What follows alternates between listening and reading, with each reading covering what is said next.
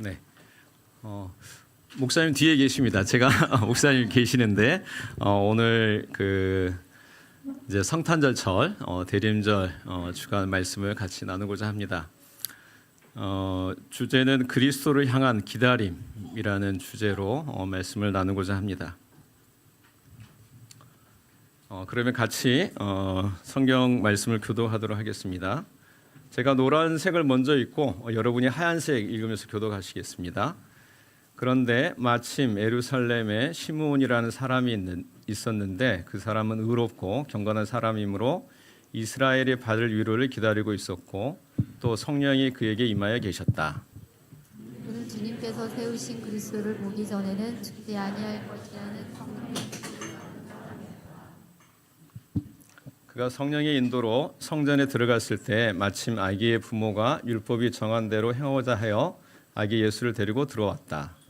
시므온이 아기를 자기 팔로 받아서 안고 하나님을 찬양하여 말하였다. 주님께서는 주님의 말씀을 따라 이 종을 세상에서 평안히 떠나게 해 주십니다. 내 눈이 주님의 구원을 보았습니다. 네, 31절 넘겨주시면은 제가 넘겨야 하는군요. 잠깐만. 네, 주님께서 이것을 모든 백성 앞에 말하셨으니 이는 이방 사람들에게는 계시하시는 빛이요 주님의 백성 이스라엘에게는 영광입니다. 아기의 아버지와 어머니는 시므온이 아기에 대하여 하는 이 말을 듣고서 이상하게 여겼다. 시므온이 그들을 축복한 뒤에 아기의 어머니 마리아에게 말하였다. 보십시오, 이 아기는 이스라엘 가운데 많은 사람을 넘어지게도 하고 일어서게도 하려고 세우심을 받았으며 이방 많은 표징이 되게 하려고 세우심을 받았습니다. 그리고 칼이 당신의 마음을 찌를 것입니다. 그리하여 많은 사람의 마음속 생각들이 드러나게 될 것입니다. 네, 우리는 모두 기다리는 사람입니다.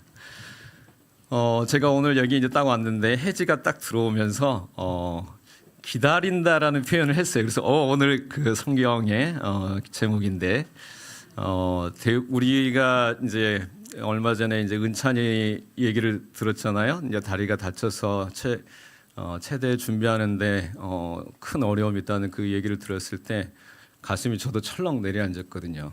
대부분 다 그런 마음이었을 테고. 근데 이제 어제 이제 그저께 이제 들은 얘기로는 그래도 입시를 할 수는 있는 이제 그런 기회의 몸 상태는 된 것 같다. 아직 수술 안 해도 된다는 그런 얘기도 들었습니다. 그리고 또 이제 우리 주변에 보면은 아이를 기다리는 사람도 있고 또 직장 아니면은 부모님의 아니면 사랑하는 이들의 구원을 복음을 그렇게 해서 구원의 복음을 듣기를 기다리는 그러한 여러 가지 마음들이 있습니다. 그래서 우리는 어떤 형태로든지 간에 다 기다리는 사람인 것 같습니다.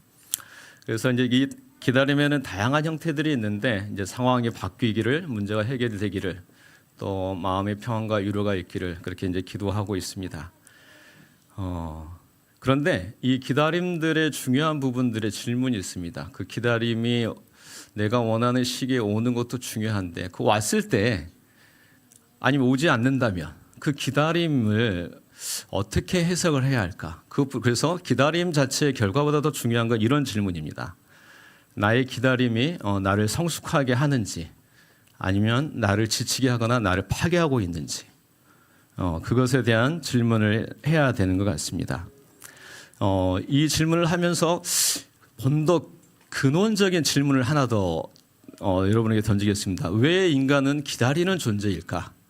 라는 질문입니다. 성경에서는 창세기 2장 7절의 말씀에 사람의 존재가 흙으로 지어졌고 그 흙에 하나님이 코에 생기를 불어넣으셔서 살아있는 영이 됐다 그러거든요. 살아있는 영. 유한한 흙으로 지어졌지만은 무한을 사모하는. 그래서 전도서 3장 11절에 보면 인간을 정의하기를 영혼을 사모하는 마음을 주셨다라고 얘기를 하고 있습니다. 그래서 인간은 육체의 유한한 몸을 가지고 있지만 바라는 모든 것들은 무한한 것에 기준을 두고 있어요. 그렇기 때문에 기다리는 존재가 되는 거죠. 그런데 이 기다림이 자기가 원하는 대로 잘 이루어지지 않아요. 그 이유는 우리가 에베소서의 말씀에 있는 것처럼 우리의 정욕 아니면 세상의 풍조들 아니면 악한 영의 괴계들이 우리의 이 기다림을 올바른 방향으로 가지 못하게 계속적으로 방해를 하는 거죠.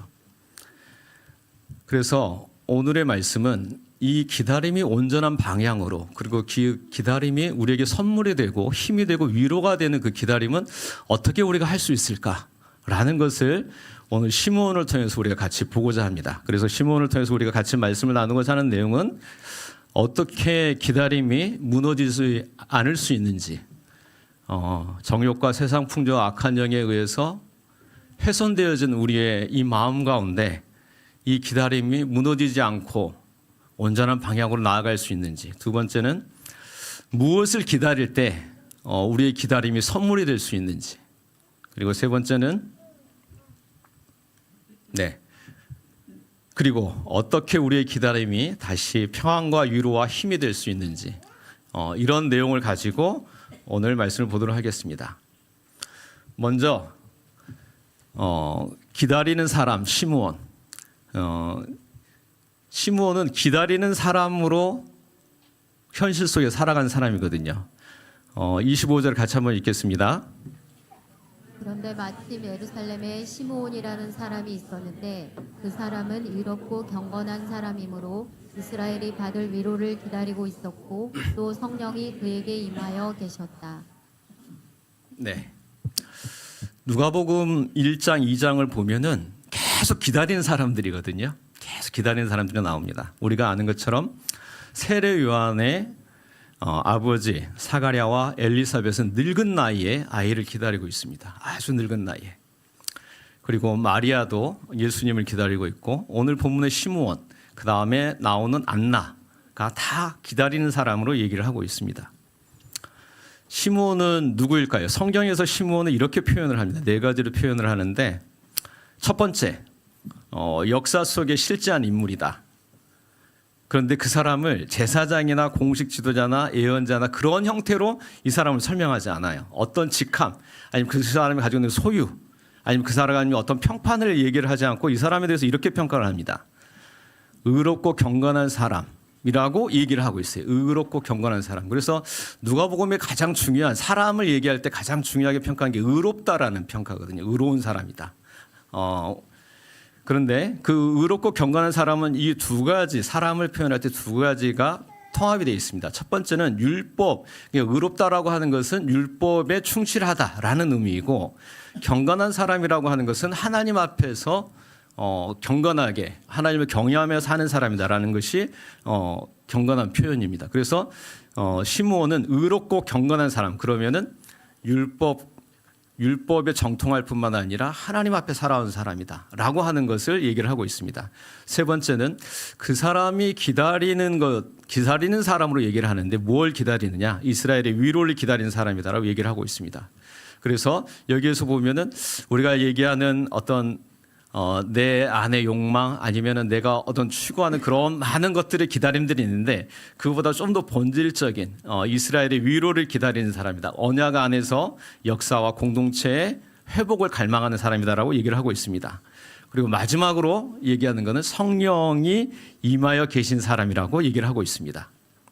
그래서 이 네 가지를 종합해 봤을 때 그러면 이 사람이 이 네 가지를 통합했을 때 이 사람은 어떻게 우리가 결론을 내릴 수 있느냐? 메시아를 알아볼 수 있는 사람이다. 메시아를 알아볼 수 있는 사람이다. 그런데 이 메시아를 알아볼 수 있는 사람이다라는 것을 시므온이 얘기하고 있고, 그 다음에 안나가 얘기를 하고 있거든요. 그래서 지난번에 목사님 말씀하신 것처럼 두 명의 증인을 통해서 그 사실이 객관적으로 사실이다라고 하는 것, 두 명. 그런데 그 두 명이 시므온과 안나를 얘기를 하고 있거든요. 그래서 그 사람들이 메시아를 알아볼 수 있다. 그러면 내용이 있는데, 기다림을 어떤 것을 기다리는 사람인가? 그는 이스라엘의 위로를 기다리는 사람이라고 얘기를 하고 있습니다. 다시 한번 말씀을 읽겠습니다. 그 사람은 의롭고 경건한 사람이므로 이스라엘이 받을 위로를 기다리고 있었고. 네. 이 말씀은 이사야서 40장 1절의 말씀을 연관되어 있습니다. 너희는 위로하여라, 나의 백성을 위로하여라, 너희의 하나님께서 말씀하신다라고 말씀하고 있습니다. 이 시므온의 기다림은 이 결론을 이렇게 도출을 할 수가 있어요. 하나님께서 인간을 창조하셨어요. 창조하셨는데 인간이 자기가 하나님처럼 되고자 하여서 타락이 됐어요. 그럼에도 불구하고 하나님께서 긍휼히 여기셔서 기회를 주셨어요. 그 기회를 주시는 게 아브라함의 선택이에요. 근데 아브라함의 선택을 통해서 하나님이 어떤 존재인지, 인간이 어떤 존재인지, 인간은 삶을 어떻게 살아야 하는지를 이스라엘 백성이 얘기를 했어요. 그래서 이스라엘 너희들이 하나님의 대제사장, 너희를 통해서 열방이 복을 받는 존재로 너희의 역할들을 하기를 원한다라고 했어요. 그런데 그러한 열망들을 이스라엘이 자기가 선택되었고 나머지는 다 어떤 부분에서 개돼지 취급하는, 이방인 취급하는 쪽으로 자기의 하나님의 선택을 다른 사람들을 배제하는 형태로 해가지고 하나님의 언약을 훼손시켰어요. 그렇게 되면서 이스라엘이 멸망에 이르렀고 로마의 식민지 상태가 됐습니다. 이 쭉 흐름 속에서 시므온이 그러면 내 역사와 삶을 통하여서 내가 무엇을 기다려야 하는지를 결론을 낸 거예요. 그건 뭐냐면 이스라엘의 위로를 기다리는 것, 이스라엘의 하나님의 위로를 기다리는 사람이 되는 것을 얘기를 하고 있습니다. 시므온의 기다림은 다시 정리를 하면은 하나님 관계 중심이면서 언약에 기반한 것이면서 자기 혼자만 아니라 그 안에 자기가 속해 있는 공동체의 전체적인 기다림을 얘기를 하고 있습니다. 이스라엘의 위로를 이루는 하나님이 자기 백성 가운데 오시는 것, 어떤 상황의 변화가 아니라 하나님이 오셔야지 된다. 이제까지 역사와 삶을 통해서 쭉 봤는데 상황이 변화돼서 인간의 존귀함이 회복된 게 아니더라. 하나님이 오셔야지 인간이 존귀하게 되더라. 상황의 변화나 욕망의 실현이 아니라 하나님을 기다리는 그러한 부분들, 하나님의 위로가 이스라엘에게 임하기를 기다리는 그러한 시므온이었습니다. 시므온이 우리가 기다리다고 한다는 것은 엄청난 어려움이 있어요. 왜 그러냐면 기다리다고 한다는 건 아직 성취되지 않았잖아요. 시간도 상황도. 그래서 불안과 어떤 부분에서 좌절, 절망들이 이 기다림이라는 용어에 같이 들어가 있어요. 그런데 그러한 부분들을 어떻게 가능했나, 그 기다림을 어떻게 가능하게 했나, 그것은 성령 안에 머무는 기다림을 시므온이 했습니다. 25절, 26절, 27절에 보면은 세 번이나 성령을 얘기를 하고 있거든요. 그래서 한번 이 말씀도 한번 같이 읽겠습니다. 또 성령이 그에게 임하여 계셨다. 그는 주님께서 세우신 그리스도를 보기 전에는 죽지 아니할 것이라는 성령의 지시를 받은 사람이었다. 그가 성령의 인도로 성전에 들어갔을 때 마침 아기의 부모가 율법이 정한 대로 행하고자 하여 아기 예수를 데리고 들어왔다. 네, 여기에서는 누가는 세 번이나 반복해서 성령을 강조하고 있습니다. 그건 무슨 얘기냐면은 시므온의 기다림 전체가 성령께서 성령 안에서 이루어졌다라는 것을 명확하게 각인을 시켜주는 거예요. 이 짧은 세 구절에 성령의 그의 기다림 가운데 함께 하셨다라는 것을. 그래서 성령께서 그에게 임하여 계셨다. 그래서 기다려졌다. 단순 과거가 아니라 그 기다림이 쭉 현재까지 이어지는 성령의 임재를 얘기를 하고 있습니다. 그리고 성령의 말씀하신 대로 자기가 죽지 않을 것이라는 것을 알겠다는 거죠. 그래서 여기에서는 그 말씀하신 대로 이루어질 거라는 힘, 현재를 견디는 힘이 성령의 지시 가운데 있다. 그리고 성령의 인도하심이 있는데 그 성령의 인도하심은 일상적인 장면이에요. 일상적인 그 장면 속에서 민감하고 세밀하게 디테일하게 아주 사소한 것처럼. 그래서 그 인도하심으로 이제 예수님을 만나는 그 장면으로 예루살렘으로 들어가는, 성전으로 들어가는 거죠. 그래서 그러면 다시 정리를 하면은 정욕과 세상 풍조와 악한 영 가운데에서 정말 온전한 기다림이 어렵잖아요. 그런데 그것이 가능하게 하는 것은 우리가 성령 안에서 머무는 기다림이기 때문에 그게 가능했다라는 거죠. 그래서 기다림의 비밀이 있습니다. 기다림을 온전케 하는 비밀. 그것은 이제 성령님이시거든요. 그런데 우리가 잘 아시는 것처럼 성령님, 보혜사 성령님은 요한복음 14장 16절에서 17절의 말씀, 이거는 예수님이 가시면 오시는 성령님으로 얘기를 하고 있거든요. 이 말씀을 한번 같이 읽겠습니다. 내가 아버지께 구하겠다. 그리하면 아버지께서 다른 보혜사를 너희에게 보내셔서 영원히 너희와 함께 계시게 하실 것이다. 그는 진리의 영이시다. 세상은 그를 보지도 못하고 알지도 못하므로 그를 맞아들일 수가 없다.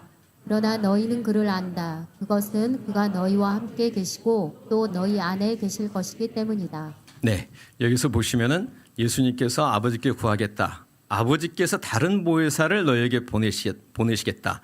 그러면 여기 전제가 하는 거는 다른 보혜사 이전에 지금 보혜사가 있다는 거잖아요. 그 보혜사가 예수님이시라는 거죠. 예수님과 성령님, 다시 오시는 성령님. 그렇게 두 분이 이제 보혜사신데 여기에서 보면은 예수님의 약속 이전에, 그러니까 원래는 우리가 일반적으로 알고 있기로는 성령님은 예수님이 돌아가신 이후에 오시는 걸로 알고 있지만 누가는 그 성령님께서 이미 시므온에게 그렇게 일하시고 계신다는 걸 설명을 하고 있어요. 이 헬라어가 나오는데 제가 헬라어를 잘 아는 건 아니에요. 근데 이제 말씀을 묵상하면서 이 헬라어가 되게 중요하다라고 해서 이 헬라어를 제가 이제 좀 보게 됐는데 여기 이제 보혜사라는 말이 나오는데 보혜사가 파라클레토스라는 말입니다. 그래서 이게 이제 변호자, 위로자, 돕는 자, 좋은 자 그렇게 표현이 되고 있어요. 그런데 누가복음에서 나타나는 보혜사적 성령님 여기서 뭐냐면 이스라엘 위로라고 하는 부분들이 이게 뭐냐면은 파라클레시스라고 하거든요. 그러면은 같은 어근이 있어요. 뭐냐면은 파라클라라고 하는 부분들이 같아요. 둘 보혜사와 위로라고 하는 부분들이. 그런데 제가 여기서 깜짝 놀랐어요. 깜짝 놀란 이유는 뭐냐면은 파라가 곁에 가까이란 뜻이고 카레오가 부르다, 부름에 응답하다는 그런 뜻이에요. 그래서 이거를 종합하면 뭐냐면은 곁으로 불러 함께 서주는 존재다.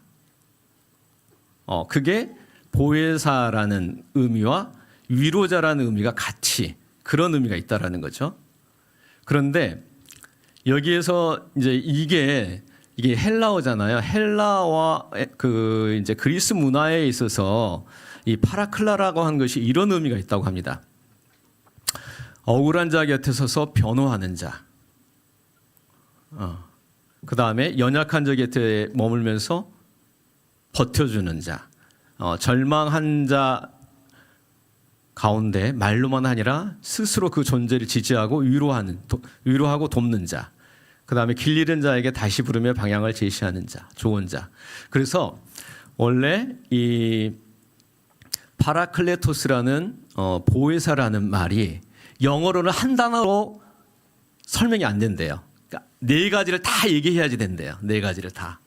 그러니까 변호, 내가 뭔가를 억울한데 변호할 수 있는 사람, 위로해 주는 사람, 돕는 사람, 방향을 제시하는 사람. 이게 파라클레토스라고 하는 헬라어에는 이 하나의 이 한 단어가 그 네 가지를 다 얘기한다는 거죠. 그런데 영어에는 저걸 네 개로 얘기를 해야지 된다는 거죠. 그러면은 제가 다시 정리를 하면은 성령께서 우리의 이 자리에 함께 하신다는 거죠. 이 자리에 함께해서 위로하시고 내가 방향을 모를 때 방향을 제시해 주시고 그리고 힘이 없을 때 힘을 주시고 하시는 분이라는 거예요. 그런데 그게 누구에게 여기에 있는 아주 작은 은우가 이제 저기 이제 있는데 아주 작은 어른말도 잘 모르지만은 영은 안다는 거예요. 성령께서 알게 하실 수 있다는 거예요. 우리 모든 사람에게 다. 그래서 시므온의 기다림의 능력의 그 기다림의 비밀은 성령과 함께 하였기 때문에 가능했다라는 걸 얘기를 한다는 거예요. 기다림의 첫 열매는 여기서 시므온이 보면은 이제는 평안이 떠나게 하십니다라는 표현을 해요. 그래서 말씀이 보면은 시므온이 아기를 자기 팔로 받아서 안고 하나님을 찬양하며 말하였다. 주님 이제 주님께서는 주님의 말씀을 따라 이 종을 세상에서 평안히 떠나가게 해 주십니다. 기다림의 첫 열매가 죽는 것이라는 떠나가는 것이라는 말씀이 약간 역설적이긴 한데 이 말씀의 의미는 뭐냐면은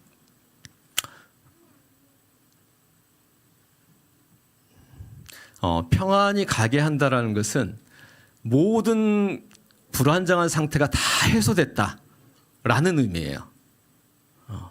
그런데 그것이 지금 내가 이 아이를 보면서 이루어졌다는 말씀인 거죠.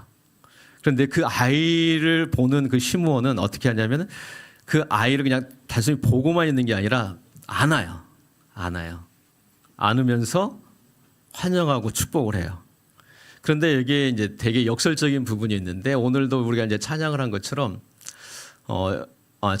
기도를 했죠. 혜림이가 기도를 했는데 거기에 이제 약한 자로 아기 예수로 오셨잖아요. 예수님이 아기 예수로. 그런데 그 아기 예수가 구원자신 거예요. 아기는 아기일 뿐인데 시므온은 구원자로 보는 거예요. 왜 그러냐면 성령이 알게 하셨기 때문에 그 아기가 메시아인 걸 알게 하셨기 때문에. 이 평안이라는 것은 다시 정리하면은 종살이에서 풀려나는 해방의 언어입니다. 그래서 이게 이제 출애굽의 그러한 부분에 어떤 우리를 가로막고 있는 모든 억눌림, 얽매임에서 풀어나는 것, 그것이 이제 평안을 얘기하고 있거든요. 근데 그것이 하나님 안에서 이루어졌다라는 것을 이제 평안이라고 이제 표현을 하고 있습니다. 기다림의 결정적인 응답은 내 눈이 주님을 보았다는 주님의 구원을 보았다는 고백입니다. 시몬의 이 고백은 방금 전에 말씀드린 것처럼 아주 작은 아기, 이제 얼마 되지 않는 그 아기를 보면서 주님의 구원을 보았다라고 얘기를 하고 있거든요.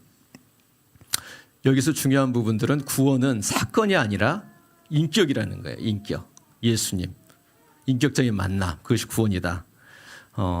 이 부분을 다시 정리를 하면은 우리가 방금 전에 창세기 2장 7절과 전도서 3장 1절에서 인간의 존재를 얘기를 했는데 인간의 이제 존재는 말씀드린 것처럼 흙으로 지어졌지만 영혼을 사모한 하나님의 영이 부어졌기 때문에 영혼을 사모하는 존재가 됐거든요. 그래서 유한한 것으로 만족할 수 없는 존재입니다.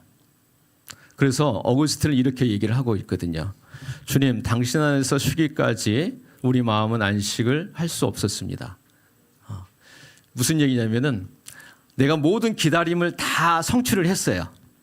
근데 그걸로 만족할 수 있느냐? 만족할 수 없다. 그거를 전도서에서 얘기를 하잖아요. 모든 좋은 것들을 다 자기가 소유를 하고 누렸어요. 근데 첫 고백이 뭐냐면 헛되고 헛되니 모든 것이 다 헛되다라고 표현을 하고 있어요. 왜 헛되냐? 인간은 유한한 것으로 채울 수 있는 그런 존재가 아니기 때문에. 이렇게 예수님을 만나면서 시몬의 기다림이 확장이 됩니다. 같이 말씀 한번 읽겠습니다. 주님께서 이것을 모두 백성 앞에 말하셨으니 이는 이방 사람들에게는 계시하는 빛이요 주님의 백성 이스라엘에게는 영광입니다. 네, 의도적으로 모든 백성 앞에 마련하셨으니 두 가지 모든 백성과 마련했다는 표현을 하거든요. 모든 대상 자체가 특정 민족이나 특정 계층이 아니라 모든 민족에게 해당이 되고 그리고 구원은 분리되지 않고 통합되며 합장된다라는 것을 얘기를 하고 있습니다. 그래서 이 안에 모든 백성이라고 하는 것은 이방인과 이스라엘을 동시에 말씀을 하고 있습니다. 그래서 이제까지 이스라엘이 계속적으로 실패했던 선민의식이라고 하는 그 부분이 어떠하게 그 적용에 대한 해석에 대한 데 대해서 다시 말씀을 하고 있습니다. 그러면서 이방 사람들에게 빛과 이스라엘 영광을 말씀을 하고 있습니다. 이방 사람에게 빛은 이방이 어둠에 있다라는 것, 어둠에서 해방된다는 걸 말씀하고 있고 그리고 그 이스라엘이 그리스도 안에서 그리스도 예수 어린아이가 예수라는 것을 고백했을 때에 그 고백을 통해서 이스라엘 민족만의 구원이 아니라 그 구원이 열방을 향한 구원이라는 것. 그래서 이스라엘의 구원은 열방을 위한 빚진 자라는 것. 나에게 구원을 주신 것은 열방을 구원케 하신 하나님의 선물이라고 하는 것을 얘기를 하고 있습니다. 그러면서 이 기다림을 이해한 사람의 범위가 확장이 되는데 그 대상이 마리아가 깜짝 놀라게 돼요. 아기의 아버지와 어머니는 시몬의 아기에 대하여 하는 이 말을 듣고서 이상하게 여겼다. 여기에서 이제 세 번역에서는 이상하게 여겼다라고 이제 얘기를 하는데 개역개정에서는 이거를 놀랍게 여겼다라고 얘기를 합니다. 놀랍게 여겼다.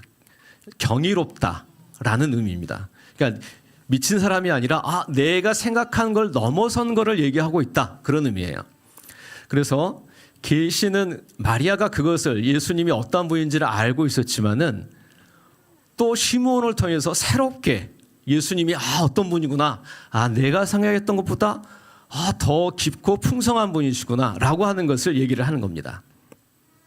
그래서 이 놀라다는 거 다시 정리를 하면은 경탄하다라는 얘기고 기존의 이해와 깊이를 넘어선다라는 그런 의미입니다. 그래서 우리가 신앙이라고 하는 부분들은 이제 다 안다가 아니라 그리스도를 아는 길이 날마다 새로워질 수 있는 것을 발견하는 것, 그게 이제 성숙이거든요. 그래서 빌립보서의 말씀 보면은 바울이 얘기하는 것처럼 그리스도 예수를 아는 것이 가장 고상하다라고 얘기를 하잖아요. 저에게도 그게 과제예요. 정말 그러한가? 모든 것, 내가 생각하는 모든 탁월한 것보다도 더 탁월한 것이 예수 그리스도를 아는 것인가? 라고 하는 것에 대해서 요즘은 여튼 이제 그 부분을 계속적으로 파고 있어요. 정말 그러한가? 예수 그리스도가. 그런데 제가 이제까지 경험한 바로는 그러할 거라고 생각을 합니다. 이제까지 알고 있는 모든 것을 또 넘어서는. 그러면서 그 시므온이 마리아에게 또 예언을 해요. 근데 그 예언을 하기 전에 그 예언은 뭐냐면 되게 고난스러운 예언이거든요. 축복의 예언이 아니라. 그런데 그 고난스러운 예언하기 전에 시므온이 이렇게 얘기합니다. 시므온이 그들을 축복한 뒤에 아기의 어머니 마리아에게 말하였다. 축복한 뒤에 이게 참 그리스도를 따라가는 길이 험난한 길만을 생각하게 되면은 너무 고달프잖아요. 그리고 이제 우리가 아는 것처럼 죽기 전에 딱 믿으면 좋은데 살아서 예수님 믿어가지고 왜 이런 고생을 하는지, 믿음이 이렇게 고생이 되는지, 그런 생각들을 한 적이 있죠. 그런데 그러함에도 불구하고 그것이 고생이 아니다라는 것은 하나님이 우리에게 주신 은혜를 생각해 봤을 때에 내게 주신 것이 그 은혜에 의한 감사함으로 행하는 것이다. 제자도라고 하는 것이 나의 헌신이 아니라 은혜를 주신 것에 대한 나의 감사의 행위라고 되는 거죠. 그래서 마찬가지로 이 시므온이 마리아에게 얘기하는 그 부분들은 내가 사실을 얘기하는데 예수님이 오심으로 인해서 어려운 일이 있어. 그리고 그 예수님으로 인해서 마리아 당신이 참 어려운 일을 많이 겪을 것이다. 라는 그 얘기를 하고 있는 거예요. 그래서 시몬이 그들을 축복한 뒤에 라고 하는 그 표현이 고난이라고 하는 예언을 축복석에서 자리매김을 하는 거예요. 고난이 고난으로 끝나지 않도록 하나님의 축복, 하나님의 임재, 하나님의 주권 가운데 있는 고난으로 해석하도록. 그래서 이제 말씀을 이제 거의 마무리합니다. 이제 9, 10, 11이면 끝나거든요. 근데 지금 이제 5분이니까 엄청 빨리 했어요. 그래서 약간의 텀을 두고 말씀을 하면은 기다림이 저는 이제 되게 이렇게 선순환 되기를 원하거든요. 기다림이 선순환. 그러니까는 전도서에 보면은 먹고 마시는 것이 하나님 주신 복이다 얘기를 하거든요. 그 누려라라고 얘기를 해요. 근데 앞에 부분은 먹고 마시는 게 헛되다고 얘기를 해요. 앞에서는 헛되다라고 얘기하고 뒤에서는 누려라고 얘기하고 앞에서 지식이 다 헛되다고 얘기를 해요. 그런데 그 지식, 하나님을 아는 지식은 좋다고 얘기를 해요, 또. 그래서 전도서는 뭘 얘기하는 거냐면은 헛된 삶을 얘기하지 않아요. 어떻게 됐을 때 헛되이기 때문에 그 헛된 삶을 살지 않으려면 어떻게 살아라고 하는 거예요.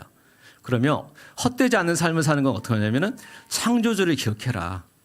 네가 누구고 너를 만드신 하나님이 어떤 분인지를 알고 그거를 알지. 그러면 다 누려라라는 거예요. 다 누려라. 먹고 마시는 거, 네가 원하고 욕망하는 것들, 그 모든 것을 누려라. 그래서 하나님 안에서 자기를 발견하는 사람이 가장 중요한 거예요. 그리스도 안에서 우리가 예수를 믿는 것이 고된 게 아니에요. 억울한 것도 아니에요. 근데 중간의 과정에 그게 억울하고 고된 이유가 있어요. 그거는 죄 때문에 그래요. 정욕과 세상 풍조, 악한 영에 의해서 우리가 휘둘려 살기 때문에 고된 삶을 사는 거예요. 그런데 그 문제를 해결하면은 나머지 우리의 모든 삶은 하나님이 누려라는 거예요. 누려라. 그래서 중요한 게 재정렬을 하는 거예요. 재정렬. 그리스도 안에서 내가 욕망하는 거, 좋아하는 거를 재정렬하라. 그래야지 네가 정말 누릴 수 있다. 근데 그리스도 안에서 이게 정렬이 되지 않으면은 너의 기다림, 너의 욕망이 너를 종노릇하게 만들 거다라고 하는 거예요. 그래서 이 재정렬이 되게 중요해요. 재정렬의 중요한 것이 고난에 대한 재정렬이에요. 고통과 고난에 대한 재정렬. 한번 말씀을 같이 한번 읽겠습니다. 보십시오. 이 아기는 이스라엘 가운데 많은 사람을 넘어지게도 하고 일어서게도 하려고 세우심을 받았으며 비방받는 표징이 되게 하려고 세우심을 받았습니다. 그리고 칼이 당신의 마음을 찌를 것입니다. 그리하여 많은 사람의 마음속 생각들이 드러나게 될 것입니다. 네. 예수님께서 오신 것은 선택을 하라는 거예요. 선택을 하라. 진리의 길에 설 건지 욕망의 길에 설 건지 하나님을 따를 건지 악한 영에 속해서 살 건지 그 선택하라라는 거예요. 넘어지게도 하고 일어서게도 하는 것. 그런데 우리가 죄를 지으면서 훼손이 되어졌잖아요. 훼손이 되어졌어요. 근데 그 훼손이 되려면 훼손된 것을 한 번은 뒤집어야 돼요. 정상으로 되돌리기 위해서. 그 정상으로 되돌리기까지가 고통의 시간이에요. 다른 고통이 아니라 정상으로 되돌리기 위해서, 하나님의 형상으로서 나를 회복하기 위해서. 그것을 예수께서 하신다는 거죠. 이 말씀은 이사야서 8장 14절에서 15절의 말씀과 연관이 됩니다. 그는 성소도 되시지만 이스라엘 두 집안에게는 거치는 돌도 되시고 걸리는 바위도 되시며 예루살렘 주민에게는 함정과 올가미도 되신다. 많은 사람이 거기에 걸려서 넘어지고 다치며 덫에 걸리듯이 걸리고 사로잡힐 것이다 라고 말씀하고 있습니다. 우선 한 번은 자기가 원하고 바라는 것을 넘어서야지 되거든요. 그러면 그 원하고 바라는 것보다 하나님이 우선한다고 하면 원하고 바라는 것을 내려놔야지 돼요. 그게 고통스러운 거예요.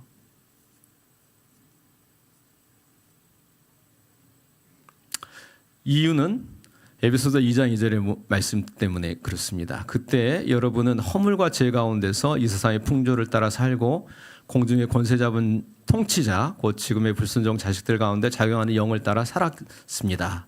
그래서 우리는 내가 지금 생각하는 생각, 가치관, 감정, 의지, 행동 이것이 다 정상적이라고 생각을 해요.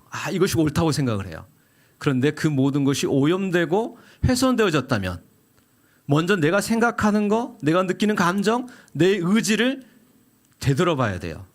내가 생각하는 가치관, 감정에 따라서 판단하지 않고 내가 지금 생각하는 것과 느끼는 감정과 내 의지가 잘못된 것은 아닌가를 판단해 봐야 된다는 거예요.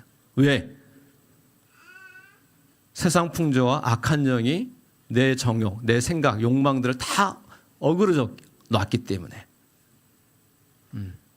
그래서 그것을 다시 재정렬하라. 그리스도 안에서.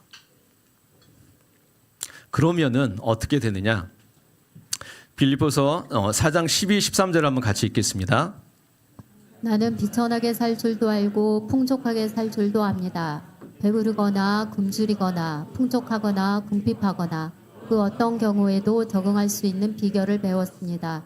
나에게 능력을 주시는 분 안에서 나는 모든 것을 할 수 있습니다. 네, 여기에서 보면은 외적 환경이 있습니다. 외적 환경들, 비천한 것, 풍족. 이 부분이 우리 기다리는 거잖아요. 비천함이 아니라 풍족한 것을 기다리잖아요. 그리고 또 우리의 마음에 어떤 내가 좋아하는 상태로 바뀌는 것들을 기다려요. 그런데 그런 부분들이 나의 나됨을 이루어가는 것이 아니라는 거죠. 나의 나됨을 이루어가는 부분들은 하나님 안에서 재정렬되었을 때에 나머지 비천한 것도 의미가 있고 풍부한 것도 의미가 있다는 거예요. 굶주리는 것, 궁핍한 것, 이 모든 것이 자리를 잡아간다는 거예요. 내가 먹고 싶은 거, 내가 원하고 바라는 거, 취업이든 아니면 진로든 아니면은 이제 퇴직 이후에 어떤 삶이든 그 모든 부분들이 그리스도를 아는 그 안에서 자리매김을 하는 것이 행복하다는 거예요. 복되다는 거예요. 그러면은 이제 말씀을 이제 마무리를 하겠습니다. 이제 시므온은 이렇게 기다렸어요. 예수 그리스도 이렇게 기다렸고 그 예수 그리스도를 만났습니다. 그리고 그 만남 가운데에서 이제 내가 여한이 없다. 그리스도를 만났기 때문에 그렇게 표현을 하고 있거든요. 그럼 이제 우리는 어떻게 기다릴 것인가? 대림절이잖아요. 대림절은 세 가지 기다림이 있습니다. 세 가지 기다림. 첫 번째는 이미 오신 예수 그리스도, 이미 오신 예수 그리스도를 기다리는 거예요. 이미 오셨 예수 그리스도를. 두 번째는 우리의 마음 가운데 오신 예수 그리스도, 우리의 마음 가운데 예수 그리스도, 현재에 오신 예수 그리스도. 그 다음에 세 번째는 다시 오실 예수 그리스도, 재림의 예수 그리스도를 기다리는 게 대림절입니다. 단순히 예수님의 오심을 기다리는 게 대림절은 아니거든요.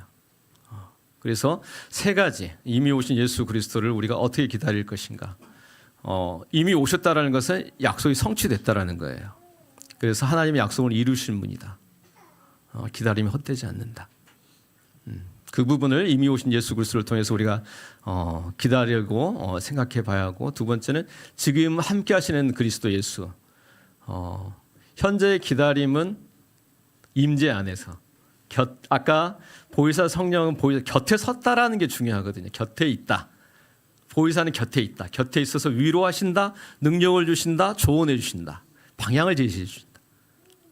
그래서 현재의 우리 안에 지금 우리 가운데 있는 성령을 우리가 누리는 것, 그분과 동행하는 것, 그 부분이 우리의 기다림이라는 거죠. 마지막은 다시 오실 예수 그리스도. 현재의 기다림이 이제 소망이 되게 하시고 그 기다림이 하나님의 방향 속에서 맞춰 사는 것. 그것이 재림의 예수 그리스도의 삶이거든요. 내 원하는 대로 사는 게 아니라 다시 오실 예수 그리스도께서 우리의 삶을 주관하신 그분 안에서 내 삶을 어떻게 살 것인가 라고 하는 것을 우리가 기다려야 된다는 거죠. 이제 같이 좀 기도하는 시간을 좀 한 8분 정도 그렇게 같이 좀 기도를 하도록 하겠습니다. 첫 번째 같이 기도를 할 것은 하나님의 형상으로 창조하시고 영혼을 사모하는 마음을 주셨다는 것은 욕망으로 채우지 못한다. 우리 자신의 욕망을 채우지 못한다라는 것도 있지만은 하나님이 아니면 채울 수 없다. 우리는 하나님이 아니면 우리를 채울 수 있는 존재가 없다. 오직 하나님 안에서만 참된 평안과 안식과 누림이 있다. 그것을 하나님 깨닫게 해주셔서 감사합니다. 그것을 깨닫게 해주십시오. 같이 기도하겠습니다.